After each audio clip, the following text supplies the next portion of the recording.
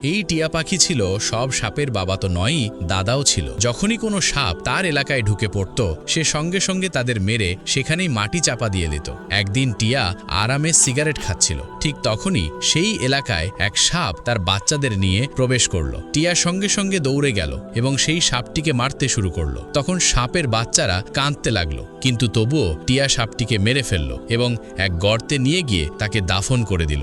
সাপের বাচ্চারা খুব রেগে গেল। তারপর তারা এক পরিকল্পনা করল এবং সেই জায়গা ছেড়ে চলে গেল। কয়েকদিন পরে সাপের বাচ্চারা আবার এলো এবং টিয়ার কাছে ক্ষমা চাইতে লাগলো। টিয়া তাদের ক্ষমা করে দিল। তারপর টিয়া তাদের নিজের বাড়িতে নিয়ে এলো এবং নিজের স্ত্রীর সঙ্গে পরিচয় করিয়ে দিল। টিয়ার স্ত্রী সাপের বাচ্চাদের খুব আদর আপ্যায়ন করে খাওয়াল দাওয়াল। একদিন টিয়া বাইরে কাজে গেল, তখন সাপের বাচ্চারা টিয়ার স্ত্রীকে পুরো ঘটনাটা জানিয়ে দিল। টিয়ার স্ত্রী বিশ্বাস করতে পারছিল না। সে তাড়াতাড়ি গিয়ে মাটি খুঁড়তে লাগলো। কিছুক্ষণ পর মাটির নিচ থেকে সাপের দেহ পাওয়া গেল। টিয়ার স্ত্রী খুব কাঁদল। তারপর সে বাড়ি ফিরে এলো, নিজের ঘর থেকে বন্দুক বের করলো এবং সেটা সাপের বাচ্চাদের হাতে তুলে দিল। যখন টিয়া বাড়ি ফিরল, তখনই সাপের বাচ্চারা তার উপর গুলি চালিয়ে দিল, আর সেখানেই টিয়ার জীবন শেষ হয়ে গেল।